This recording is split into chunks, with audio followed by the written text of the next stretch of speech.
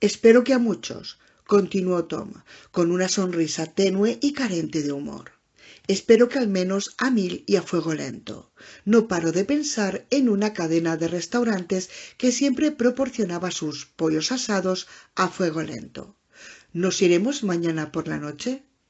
Si el hombre andrajoso no nos mata hoy, supongo que será lo mejor, ¿no te parece? No creo que tengamos otra elección, señaló Tom, pero te diré una cosa, Clay. Me siento como una vaca de camino al matadero.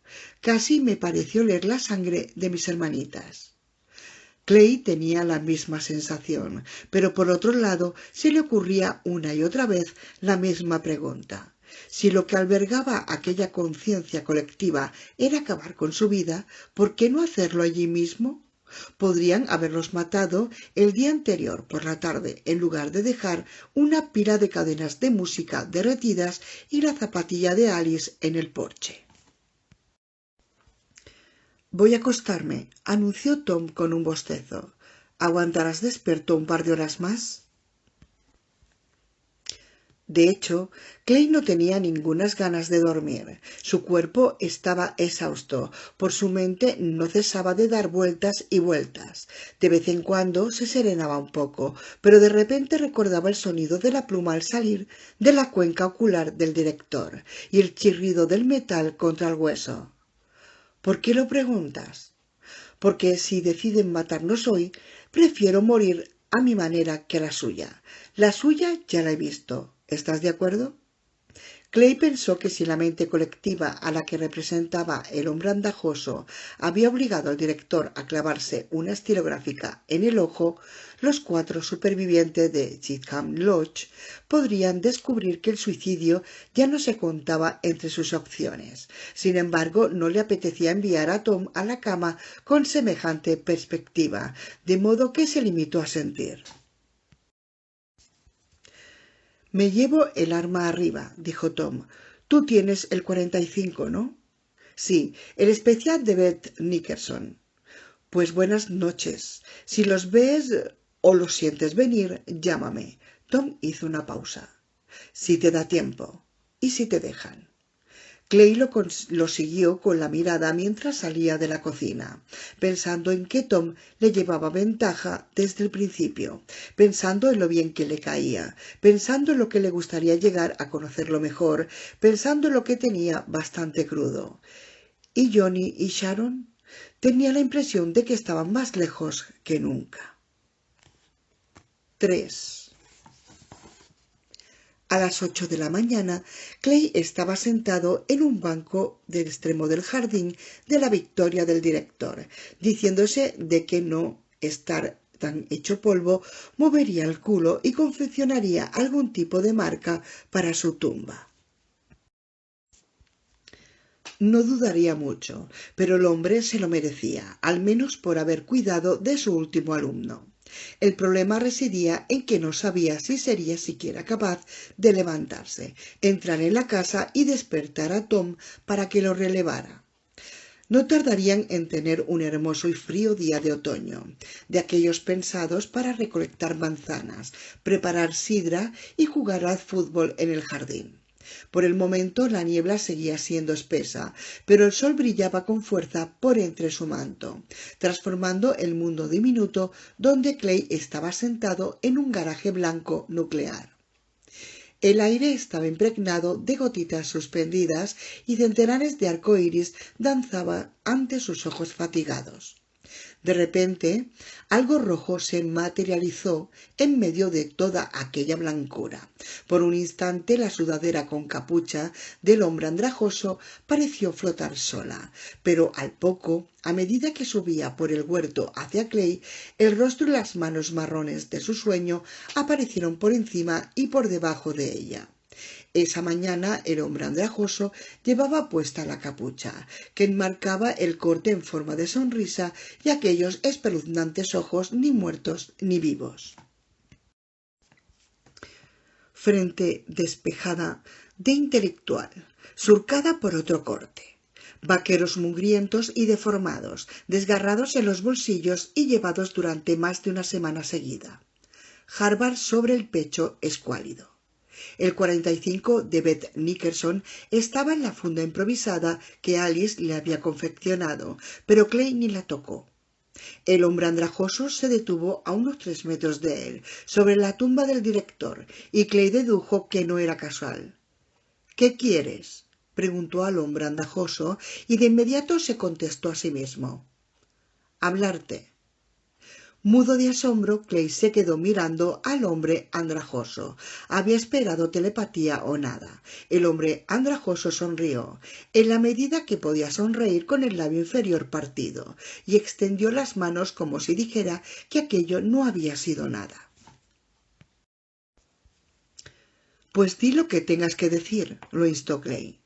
Intentó prepararse para que el hombre andrajoso le secuestrara la voz por segunda vez, pero descubrió que resultaba imposible prepararse para algo así. Era como haberse convertido en un muñeco sonriente de madera sentado sobre las rodillas de un ventrílocuo. «Marchaos, esta noche». Clay se concentró un instante. «Cállate, basta», exclamó. El hombre andrajoso esperó con aire paciente. «Creo que puedo evitar que entres si me lo propongo», prosiguió Clay. «No estoy seguro, pero lo creo que sí». El hombre andrajoso se lo quedó mirando como si dijera: «Avísame cuando acabes». «Sigue», dijo Clay antes de añadir: «podría traer más. He venido solo». Clay consideró la idea de la voluntad del hombre andrajoso unida a la del rebaño entero y admitió que la criatura tenía razón. «Marchaos, esta noche. Norte». Clay esperó, y cuando se cercioró de que el hombre andrajoso había acabado con su voz, al menos por el momento, dijo: «¿A dónde? ¿Por qué?». Esta vez no surgieron palabras, sino una imagen repentina ante sus ojos. Era tan vívida que no sabía si la estaba visualizando mentalmente o si, de algún modo, el hombre andrajoso la había conjurado para que apareciera en la reluciente pantalla de niebla. Era lo que habían visto garabateado en tiza rosa en medio de Academy Avenue. Cashwack igual no -fo. «No lo entiendo», dijo, pero el hombre andrajoso ya se alejaba. Por un instante Clay vio su sudadera roja flotando de nuevo en la niebla antes de desaparecer. A Clay le quedó el magro consuelo de que de todos modos, ya se dirigían al norte y de que acababan de concederles otro día de gracia, lo cual significaba que no hacía falta montar guardia. Decidió acostarse y dejar dormir a los demás. 4. Jordan se despertó bien, pero sin la vivacidad nerviosa que había mostrado durante la noche. Se sentó a mordisquear un panecillo duro como una piedra y escuchar con expresión cansina a Clay mientras éste relataba su encuentro con el hombre andrajoso. Cuando terminó, el chico cogió el atlas de carretera, consultó el índice final y luego lo abrió por la página de Maine Occidental. «Allí», indicó, mientras señalaba una población situada por encima de Freiburg. «Esto es Cashwack, al este, y Little Cashwack, al oeste, muy cerca de la frontera entre Maine y New Hampshire. Ya decía yo que me sonaba el nombre. Es por el lago», explicó mientras lo golpeteaba con el dedo. «Es casi tan grande como Sebago». Alice se inclinó para leer el nombre del lago. Cashwackamack, creo que dice. Está en una zona aislada y sin término municipal llamada TR-90, prosiguió Jordan, tocándola con el dedo. «Una vez lo sabes, Cashwack igual no-fo es una equivalencia obvia, ¿verdad?» «Es una zona muerta, ¿no?», terció Tom, «sin repetidores de telefonía móvil ni torres de microondas». Jordan le dedicó una leve sonrisa. «Bueno, supongo que mucha gente tendrá antenas parabólicas, pero por lo demás, bingo». «No lo entiendo», reconoció Alice. «¿Por qué enviarnos a una zona sin telefonía móvil donde todo el mundo debe de estar más o menos bien?» Primero habría que preguntarse por qué nos han perdonado la vida, señaló Tom. Puede que quieran convertirnos en misiles humanos teledirigidos y utilizarnos para bombardear ese sitio, aventuró Jordan. Así se librarían de nosotros y de ellos al mismo tiempo. Matarían 2 pájaros de un tiro. Los demás sopesaron el comentario en silencio. Averigüémoslo, sugirió Alice, pero yo no pienso bombardear a nadie. Jordan se la quedó mirando con expresión lúgubre. Ya viste lo que le hicieron al director. Si las cosas llegan a ese extremo, ¿crees que tendrás elección? 5. Todavía había zapatos en casi todas las puertas de las casas situadas frente a los pilares que marcaban la entrada de la Academia Gayten, pero las puertas de las hermosas viviendas estaban abiertas o bien arrancadas. Algunos de los muertos que vieron tendidos en los jardines cuando reprendieron el viaje hacia el norte eran locos, pero casi todos ellos eran peregrinos inocentes que habían pasado por el lugar equivocado en el momento menos oportuno. Algunos no llevaban zapatos, pero a decir verdad no hacía falta bajar la mirada hacia los pies. Muchas de las víctimas de las represalias de los chiflados aparecían desmembradas. A cierta distancia de la escuela, donde Academy Avenue se convertía de nuevo en la carretera 102, había cadáveres a ambos lados de la calzada a lo largo de unos 800 metros. Alice caminaba con los ojos cerrados, permitiendo que Tom la guiara como si fuera ciega. Clay se ofreció a hacer lo propio con Jordan, pero el chiquillo negó con la cabeza y avanzó estoicamente por la línea divisoria. Una figura flaca con una mochila a la espalda y el pelo demasiado largo. Tras echar un breve vistazo a la matanza, se dedicó a caminar con la mirada clavada en sus zapatillas deportivas. «Hay centenares», comentó Tom en un momento dado. Eran las 8 de la tarde y ya había anochecido, pero pese a ello alcanzaban a ver mucho más de lo que querían.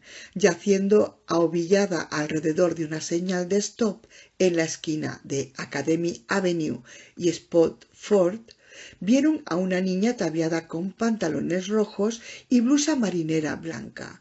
No aparentaba más de 9 años e iba descalza. A unos 20 metros se hallaba la puerta abierta de la casa de la que, a buen seguro, la habían sacado a rastras mientras ella suplicaba piedad. Centenares. Puede que no haya tantos, puntualizó Clay. Algunos de los nuestros iban armados y se han cargado bastantes cabrones de estos a tiros y a puñaladas. Incluso he visto a uno con una flecha clavada en... Nosotros somos los causantes, lo atajó Tom. ¿Crees que aún podemos hablar de los nuestros? La pregunta obtuvo respuesta mientras daba cuenta de un almuerzo frío en un área de descanso 4 horas más tarde. Para entonces ya se encontraban en la carretera 156 y según el rótulo aquella era una zona de descanso panorámica con vistas a Historic Flint Hill, que se alzaba al oeste. Clay imaginaba que las vistas debían de ser magníficas si uno comía allí a mediodía en lugar de a medianoche, con lámparas de gas en ambos extremos de la mesa como única iluminación.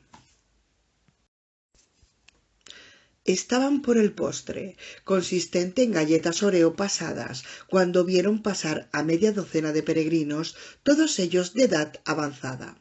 Empujaban carros de la compra llenos de suministros y todos ellos iban armados. Eran los primeros viajeros a los que veían desde que se pusieran en marcha. Los llamó Tom al tiempo que los saludaba con la mano. Hay otra mesa de picnic por si quieren descansar un rato. Los viajeros se volvieron hacia ellos. La mayor de las 2 mujeres, una señora con aspecto de abuela y abultada melena blanca que relucía a la luz de las estrellas, empezó a agitar la mano a modo de respuesta, pero se detuvo a medio gesto. «Son ellos», constató uno de los hombres, y Clay percibió con toda claridad el odio y el miedo que se traslucía en su voz. «Son los de Gayten». A tomar por el culo, colega, masculló uno de los otros hombres. Siguieron andando e incluso apretaron el paso, pese a que la abuelita cojeaba y el hombre que caminaba junto a ella tuvo que ayudarla a pasar junto a un Subaru que había chocado contra un Saturn abandonado. Alice se levantó de un salto y a punto estuvo de volcar una de las lámparas. Clay le asió del brazo. «No te molestes, pequeña». «Al menos nosotros hemos hecho algo», gritó ella sin hacerle caso. «¿Qué han hecho ustedes, ¿Qué coño han hecho?» «Te diré lo que no hemos hecho», replicó uno de los hombres. El grupo ya había pasado por delante del área de descanso, de modo que el hombre tuvo que hablar por encima del hombro, lo cual pudo hacer porque no había vehículos abandonados a lo largo de unos 200 metros. «No somos responsables de la muerte de un montón de normales. Son más que nosotros, por si no lo habéis notado». «Chorradas. Eso no puedes saberlo», lo irrumpió Jordan. Clay reparó en que era la primera vez que hablaba desde que dejaran atrás el término municipal de Gaten. «Puede que sí y puede que no», repuso el hombre, «pero lo que está claro es que hacen cosas muy raras y muy poderosas. Dicen que nos dejarán en paz si nosotros los dejamos en paz a ellos, y pasamos de vosotros. Y nos parece bien. Si creéis todo lo que os dicen o todo lo que os meten en la mente, sois imbéciles», los increpó Alice. El hombre se volvió de nuevo hacia la carretera, levantó una mano en un ademán obsceno y no añadió nada más. Los cuatro siguieron con la mirada al grupo de los carros de la compra y luego se miraron entre sí por encima de la mesa de picnic surcada de viejas iniciales grabadas. «Ahora ya lo sabemos», comentó Tom. «Somos proscritos». «Puede que no. Si la gente del teléfono quiere que vayamos al mismo sitio que el resto de los ha llamado normales, ¿verdad?», replicó Clay. «Puede que seamos otra cosa». «¿Qué?», inquirió Alice. Clay se había forjado una idea, pero no le apetecía expresarla en voz alta, y menos aún a medianoche. «Ahora mismo me interesa más Kent Pond», dijo en cambio. Necesito ver si puedo encontrar a mi mujer y a mi hijo». «No es probable que sigan allí, ¿no te parece?», señaló Tom en voz baja y afectuosa. «Quiero decir que les haya pasado lo que les haya pasado, sean normales o telefónicos, lo más probable es que se hayan ido». «Si están bien, habrán dejado un mensaje», aseguró Clay. «En cualquier caso, es un sitio a donde ir». Y hasta que hubiera cumplido esa parte de la misión, no tendría que plantearse por qué el hombre andrajoso los enviaba a un lugar seguro si sus demás ocupantes los odiaban y detestaban. O cómo era posible que Caswad-no-Fo fuera un lugar seguro si la gente del teléfono conocía su existencia. 6. Se dirigían despacio hacia el este en dirección a la carretera 19, una vía que les permitiría cruzar la frontera y entrar en Maine, algo que no consiguieron aquella noche.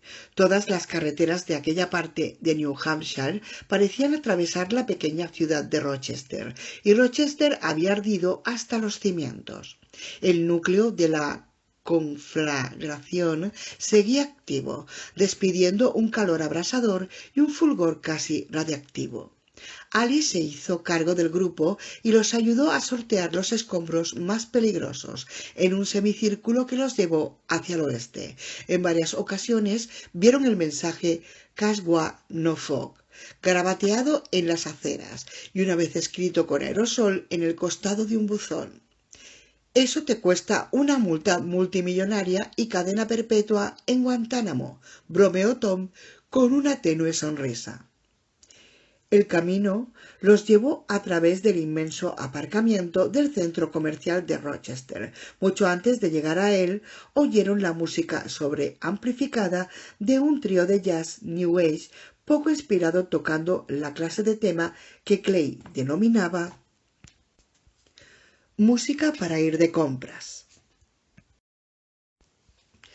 El aparcamiento aparecía sepultado bajo una alfombra de desechos descompuestos. Los coches que quedaban en él estaban hundidos hasta los tapacubos en basura.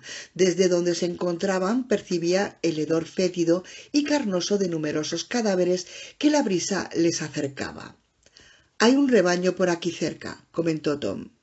Estaba en el cementerio situado junto al centro comercial. La carretera los haría rodearlo por el sur y el oeste, pero al salir del aparcamiento del centro comercial pasaron lo bastante cerca del cementerio para ver los ojos rojos de las cadenas de música por entre los árboles. «Podríamos cargárnoslo», propuso Alice de repente cuando enfilaron de nuevo North Main Street. «Debe de haber algún camión de propano disponible por aquí cerca». «Sí, señora», convino Jordan al tiempo que levantaba los puños y los agitaba en el aire, con aspecto de estar vivo por primera vez desde que abandonaran Chatham Lodge. «Por el director».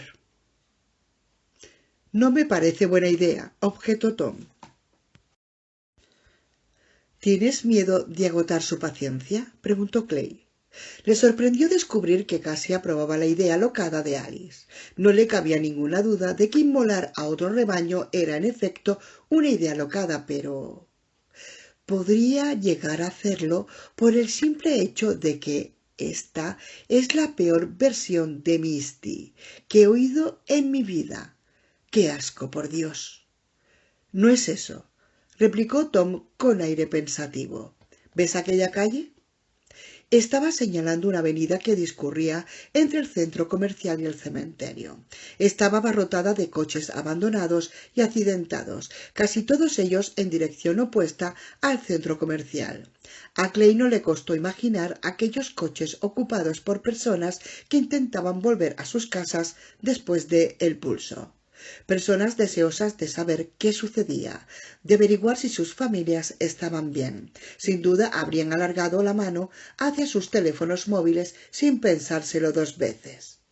«¿Qué pasa con la calle?», inquirió. «Acerquémonos un poco, pero con mucho cuidado», sugirió Tom. «¿Qué has visto, Tom?». «Prefiero no decirlo. Puede que no sea nada. Mantengámonos alejados de las aceras y caminemos bajo los árboles. Este atasco es impresionante. Sin duda habrá cadáveres». Había docenas de ellos descomponiéndose entre Tubley Street y el cementerio Westside. Misty había dado paso a una versión almibarada de I Left My Heart in San Francisco. Cuando llegaron al final de la arboleda y de nuevo divisaban los ojos rojos de las cadenas de música, de repente Clay vio otra cosa y se detuvo. «Dios mío», susurró. Tom asintió. «¿Qué?», susurró Jordan. «¿Qué es?».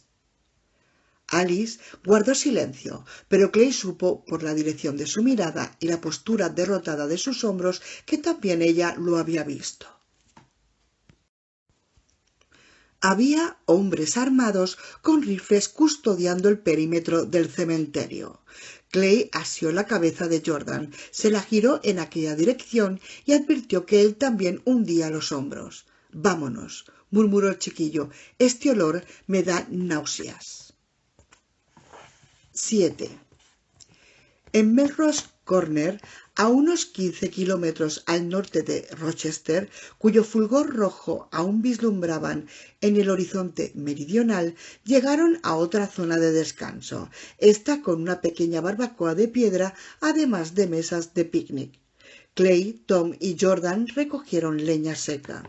Alice, que afirmaba haber sido exploradora, demostró su destreza al encender el fuego y calentar lo que denominó alubias de pobre.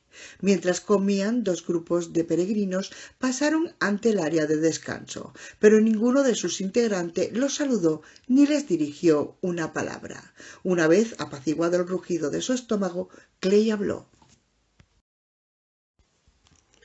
«¿Viste a esos tipos desde el aparcamiento, Tom? Estoy pensando en cambiarte el nombre por Lince». «Pura suerte», explicó Tom. «Suerte y la luz procedente de Rochester. Ya sabes, el brillo de las brasas». Clay y los demás asintieron con un gesto. Por casualidad he mirado hacia el cementerio en el momento justo y el ángulo perfecto, y he visto el destello de un par de rifles. Me he dicho que no podía ser verdad, que probablemente lo que veía brillar era la verja o algo parecido, pero... Lanzó un suspiro, se quedó mirando el resto de sus alubias y por fin dejó el plato a un lado. Eso... Puede que fueran chiflados telefónicos, aventuró Jordan, pero a juzgar por su tono de voz no se lo creía. Pero no hacen turno de noche, señaló Alice. Puede que ahora necesiten dormir menos, insistió Jordan. Puede que eso forme parte de su nueva programación. Oírlo hablar en aquellos términos como si la gente del teléfono no fueran más que ordenadores orgánicos, inmersos en una especie de ciclo de carga, siempre producía escalofríos a Clay. Ni tampoco llevan rifles, Jordan, le recordó Tom. No los necesitan. O sea que ahora tienen unos cuantos colaboradores que cuidan de ellos mientras duermen para reponer fuerzas, constató Alice en tono entre despectivo y desesperanzado. Ojalá se pudran en el infierno. Clay no dijo nada y pensó en las personas a las que había visto unas horas antes con sus carros de la compra, en el miedo y el odio que habían detectado en la voz del hombre que los había llamado los de Gaten. Lo mismo podría habernos llamado la banda de Gillinger, se dijo. Ya no pienso en ellos como chiflados telefónicos, sino como la gente del teléfono. ¿Por qué será? La siguiente idea que le acudió a la mente le resultó aún más inquietante. ¿Cuándo deja un colaborador de ser un colaborador? Le parecía que la respuesta era cuando los colaboradores se convertían en clara mayoría. Entonces los que no eran colaboradores se convertían en... Bueno, si fueras un romántico los llamarías la resistencia, y si no lo fueras, fugitivos, o quizá tan solo criminales. Continuaron hasta el pueblo de Ellis Station y pasaron la noche en un ruinoso motel llamado Whispering Pines, situado cerca de una señal que indicaba carretera 19, 10 kilómetros Sanford de Berquins Kent Pond. No les hizo falta dejar los zapatos delante de la puerta de las habitaciones que eligieron. Por lo visto, ya no había necesidad. 8. De nuevo estaba de pie sobre una plataforma en medio de aquel maldito campo, inmovilizado de algún modo, el centro de todas las miradas. Contra el horizonte se recortaba la silueta esquelética coronada por una luz roja parpadeante. El lugar era mayor que Foxborough. Sus amigos estaban con él, pero no estaban solos. Se veían varias plataformas similares alineadas a lo largo del espacio abierto. A la izquierda de Tom había una mujer embarazada vestida con una camiseta de Harley Davidson con las mangas cortadas. A la derecha de Clay, un caballero entrado en años, no tan anciano como el director, pero casi con el cabello gris recogido en una cola y un ricto asustado en el rostro, algo caballuno e inteligente. Algo más lejos, un hombre más joven, tocado con una gastada gorra de los Miami Dolphins. Clay vio a personas a las que conocía entre los miles de espectadores que abarrotaban las gradas. No le sorprendió. A fin de cuentas, ¿no era lo que solía pasar en los sueños? En un momento dado estabas metido en una cabina de teléfono con tu profesor primero y de repente te encontrabas dándote el lote con las 3 integrantes de Destiny's Child en el mirador del Empire State. Las integrantes de Destiny's Child no aparecían en su sueño, pero Clay veía al joven desnudo que blandía las antenas de coche, aunque ahora vestía pantalones y una camiseta blanca limpia, y también al hombre de la mochila que había llamado señorita a Alice, así como a la abuelita coja. Esta última señalaba a Clay y sus amigos que se encontraban más o menos en la línea de las 50 yardas y de inmediato se volvía para hablar con la mujer que caminaba junto a ella y que, según observaba Clay, sin sorpresa alguna, era la nuera embarazada del señor Scottoni. «Son los de Gayten», decía la abuelita coja, y la nuera embarazada del señor Scottoni contraía los labios en una mueca de desprecio. «¡Socorro!», gritaba la mujer presa junto a Tom a la nuera del señor Scottoni. «Quiero tener a mi bebé igual que tú. ¡Socorro!». «Deberías haberlo pensado cuando aún estabas a tiempo», replicaba la nuera del señor Scottoni, y al igual que en el sueño anterior, Clay comprendía que nadie hablaba, que toda aquella comunicación era telepática. El hombre andrajoso empezaba a pasar revista a la fila, apoyando una mano sobre la cabeza de cada persona ante la que pasaba. Procedía como Tom junto a la tumba del director, con la palma extendida y los dedos curvados.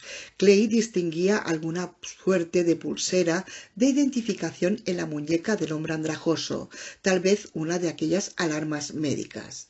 También reparó de repente en que había electricidad en el estadio, cuyos focos brillaban cegadores. Asimismo comprobó que si el hombre andrajoso alcanzaba a posarles la mano en la cabeza, pese a que los prisioneros estaban sobre las plataformas, era porque el hombre andrajoso no caminaba por el suelo, sino más de 1 metro de altura. «Ecce homo insanus», recitaba, «ecce femina insana». Y en cada ocasión la multitud gritaba «¡No tocar!» al unísono, tanto la gente del teléfono como los normales, porque ya no existía diferencia alguna entre ellos. En el sueño de Clay todos eran iguales. 9. Despertó a última hora de la tarde, hecho un ovillo y aferrado a una escuálida almohada del hotel. Al salir encontró a Alice y a Jordan sentados en el bordillo entre el aparcamiento y las habitaciones.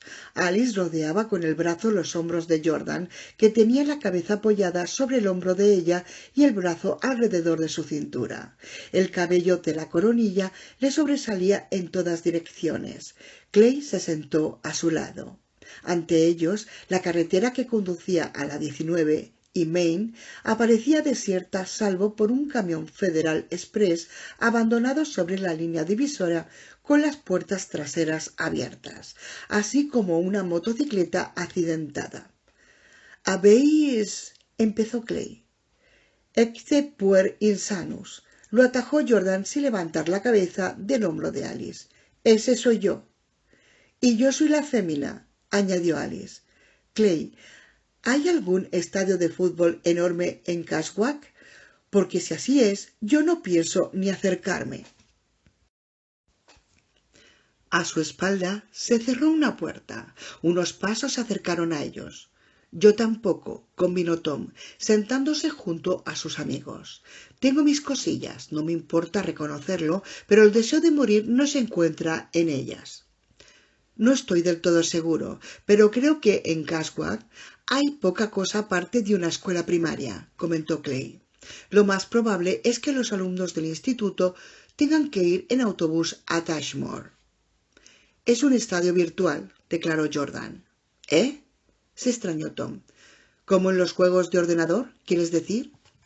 «Quiero decir como en los ordenadores», repuso Jordan, al tiempo que levantaba la cabeza y clavaba la mirada en la carretera desierta que conducía a Sanford, los Werwick y Kent Pond. «Pero da igual. Si ni los locos ni los normales quieren tocarnos, ¿quién nos tocará?» Clay jamás había visto un dolor tan adulto reflejado en los ojos de un niño. «¿Quién?». Nadie le respondió. «¿El hombre andrajoso?», prosiguió Jordan, en voz un poco más alta. «¿Nos tocará el hombre andrajoso? Es posible, porque nos está observando. Lo percibo». «Jordan, no desvaríes», le advirtió Clay. Sin embargo, la idea encerraba cierta lógica extraña. Si les estaban enviando aquel sueño, el sueño de las plataformas, quizá era cierto que el hombre andrajoso los observaba. Al fin de cuentas, uno no envía una carta si no tiene la dirección. No quiero ir a Caswag, sentenció Alice. Me da igual si es una zona sin cobertura. Prefiero ir a Idaho. Pues yo pienso ir a Kent Pond antes de ir a Caswag. Idaho o cualquier otro sitio, respondió Clay. Puedo llegar en 2 noches. Me gustaría que me acompañarais, pero si no queréis o no podéis, lo entenderé. Este hombre necesita zanjar un asunto, así que terció Tom. Después de pasar por Kent Pond, podemos decidir el siguiente paso, a menos que alguien tenga otra idea. Pero no era el caso.